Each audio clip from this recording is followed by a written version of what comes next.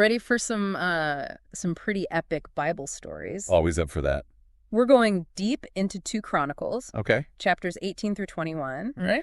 And we're going to be talking about battles and alliances and some seriously relevant leadership and faith lessons. Sounds intriguing. Yeah, it's pretty amazing how these stories from thousands of years ago Yeah, can still speak to us today. you're absolutely right. Like, they're so timeless. They really are. It's like they tap into something fundamental about human nature.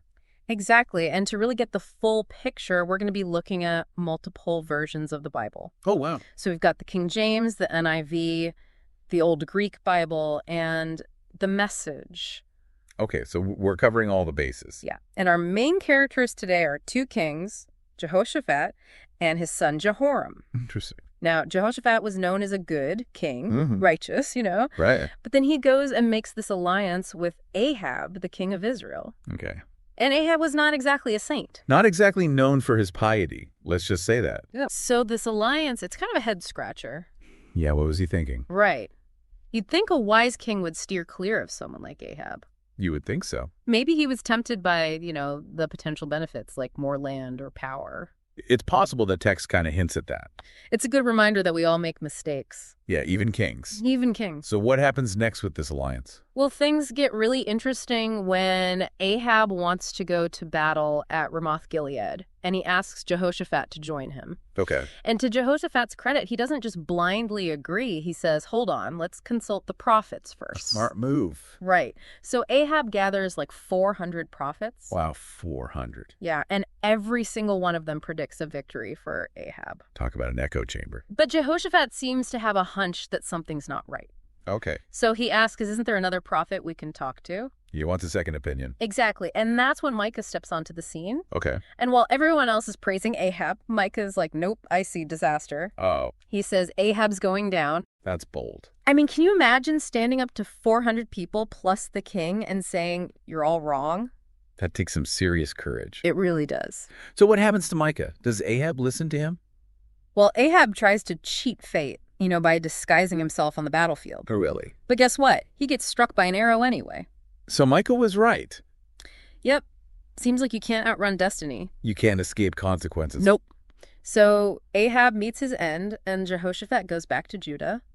Understandably. But he doesn't just go back to business as usual. So this experience changed him. It seems like a turning point. How so? He starts making changes, reforms, appoints judges, and really focuses on aligning his kingdom with God's law. Okay, so he's getting serious about righteousness. Yeah, he's promoting justice, fairness, Mm. making sure people are accountable.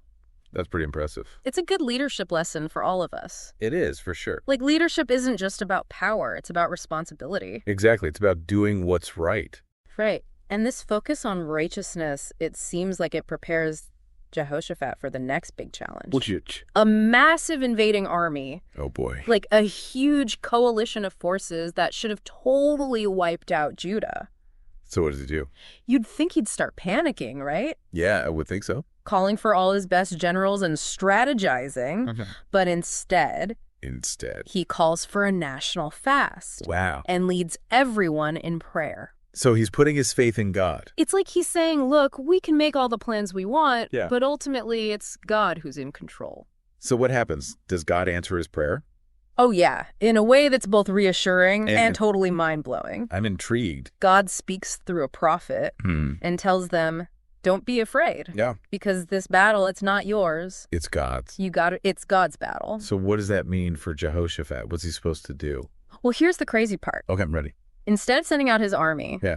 he sends out a choir. Wait, a choir. A choir? Like singers. Singers in robes. That's his battle plan. That's the plan. I mean, I admire the boldness, but Right. It's like, what are you doing? a choir against an army. But here's the thing. What? It works. It does. As the choir sings, Yeah. God throws the enemy into confusion, No way. and they end up attacking each other. Seriously. And Judah wins without even lifting a sword. That's incredible. Pretty amazing, right? It is. I mean, it really makes you think about the nature of faith. It does. It makes you wonder if we sometimes limit God with our own thinking. Like we try to put him in a box. Yeah, exactly. What if true victory comes from letting go of control? And trusting in God's plan. Even when it seems crazy. It's a powerful thought. It is. But before we get too carried away with Jehoshaphat's victory, Right. we have to remember the other side of the story. Jehoram, Exactly. Jehoshaphat's son. Who takes a very different path. So let's talk about him then. All right, are you ready for a darker turn? I think so. Okay. Hit me with it. Lay it on me. So Jehoram, he inherits this kingdom blessed by God. Yeah. But instead of following his father's example, Yeah. he chooses a path of wickedness. Oh, wow. Like he kills his own brothers to secure his power. Seriously. Yeah, pretty brutal, right? That's intense. And he turns away from God, leads Judah into idolatry. It's like the classic story of power corrupting. It really is. What do you think was going through his mind? Hard to say, but it seems like he was driven by ambition. Yeah. You know, that desire for control. Like he forgot where true power comes from. Exactly. Aligning yourself with God's will. Right, not just grabbing for worldly authority. And I'm guessing this doesn't end well for Jehoram. You guessed it. What happens? Well, first Judah gets attacked By who? by the Philistines and the Arabians. Oh, man. And then Jehoram, he loses his wealth Oh. and his family. So he's really suffering the consequences. And as if that wasn't enough, There's more. he gets struck by this terrible disease. What kind of disease? It's described as an incurable disease of the bowels. Oh, yikes. Yeah, pretty gruesome. So he basically suffers a long and painful death. It's like the opposite of his father's experience. Right. One king chooses righteousness and is blessed. Yeah. The other chooses wickedness and faces devastation. It's a pretty clear contrast. It is, but, it's tempting to think, well, that was then, this is now. Yeah. But the truth is, these principles, they still apply today. Absolutely. The choices we make, they have consequences. Whether we're ruling a kingdom or just living our lives. Exactly. So what's the takeaway for us, the everyday folks?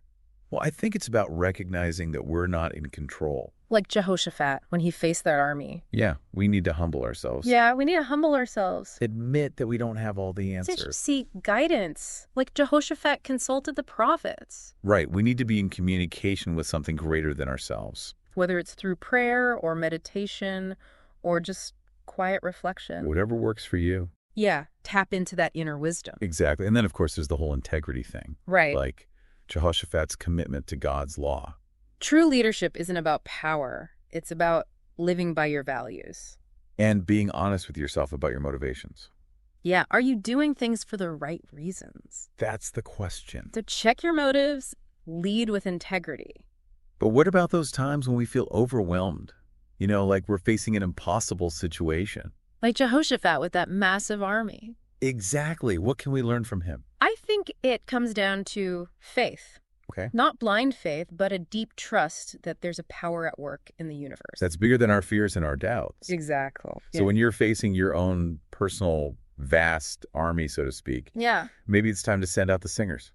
Metaphorically, of course. Of course. Find those things that connect you to that source of strength. Whether it's prayer or music or spending time in nature. Whatever works for you. Right. It's about tapping into that power that helps you face challenges with courage. So we've got humility, guidance, integrity, and faith. That's a pretty solid foundation. It is, for sure. And these aren't just abstract concepts, Yeah. They're principles we can apply in every area of our lives. From our relationships to our work to our role in the community. So whether you're leading a company, a family, or just your own life. These lessons from 2 Chronicles can be super helpful. Absolutely. But we're just scratching the surface here. Yeah, there's so much more to explore. So what's the next step for our listeners? I'd say take some time to read 2 Chronicles chapters 18 through 21 for yourself. Okay. But don't just read passively. What do you mean? Engage with the text. Ask questions, highlight passages that resonate with you. Write down your thoughts. Exactly. Have a conversation with the text. I like that. And as you delve deeper, you might discover new insights you never noticed before. This has been a really thought-provoking deep dive. It has. We've explored the reigns of Jehoshaphat and Jehoram. 2 very different kings. Learned some valuable lessons about leadership and faith. And challenged ourselves to apply those lessons to our own lives. But we're not done yet. There's more to come. Stick with us as we wrap up this deep dive with some final thoughts and reflections. It's really incredible how these stories from 2 Chronicles, even though they're so old, Yeah. they still feel so relevant today. It's like they speak to something timeless about the human experience. Exactly. Those big questions we all grapple with. Yeah, like about leadership and faith and the choices we make. Exactly. And thinking back to Jehoshaphat, Mm-hmm. sending those singers out to battle instead of soldiers. It's such a powerful image. It really challenges how we think about power. Right, like we usually associate power with control, with having all the answers. With strength, with might. Yeah, but Jehoshaphat's story suggests that maybe true power Yeah. comes from surrender. Like acknowledging our limits and trusting in something bigger than ourselves. It makes you wonder, what are the singers in our own lives? Oh, that's a great question. You know, those things that might seem unconventional, Yeah. even a little bit crazy. But they connect us to a deeper source of strength. Oh, exactly. I think it's different for everyone. Yeah, I'm sure. It could be prayer or meditation for some people. For others, it might be music or art or spending time in nature. Yeah, it's about finding those practices that nourish our souls Exactly. and help us tap into that power beyond ourselves. It's like those singers, they were a physical representation of Jehoshaphat's faith. Yeah, like a tangible expression of his trust in God. And maybe that's what we're all called to do, in a way, to find ways to embody our faith. Yeah, not just talk about it, but actually live it out. Exactly. And then we have Jehoram. Right, the other side of the coin. His story, it's a powerful reminder of what happens when we choose a different path. A path of pride and greed and ultimately self-destruction. It's like a classic cautionary tale. It really is. It reminds us that even when we have blessings, Yeah. we can squander them through our choices. And that true fulfillment doesn't come from power or wealth. It comes from aligning ourselves with something greater. Something beyond ourselves. Exactly. It's like Jehoshaphat and Jehoram. They represent these two paths that are always before us. And we have the power to choose. We do. And their stories invite us to ask ourselves some tough questions. Like, which path are we on? Yeah, and what choices are we making? And where are those choices leading us? It's a lot to think about. It is. As we wrap up this deep dive, Yeah. is there one key takeaway you'd like our listeners to remember? I'd say cultivate a heart of gratitude. Gratitude, huh? Yeah, gratitude for the blessings in your life. Both big and small. Exactly. Gratitude for the challenges, too, because they shape us. They make us stronger. And gratitude for the opportunity to choose our path, to learn and to grow. I love that gratitude's such a powerful force. It really is. It can change our whole perspective. Absolutely. So to all our listeners out there, Yeah. as you're navigating your own lives, remember the lessons of Jehoshaphat and Jehoram. Seek guidance. Lead with integrity. Cultivate your faith. And above all, be grateful. And maybe, just maybe, you'll find yourself leading your own army of singers into battle. Metaphorically speaking, of course. Always. Thanks for joining us on this journey through 2 Chronicles. It's been a pleasure. We hope you found it insightful and inspiring. Until next time, Keep seeking, keep leading, keep believing, and keep singing your song. we'll see you on the next deep dive.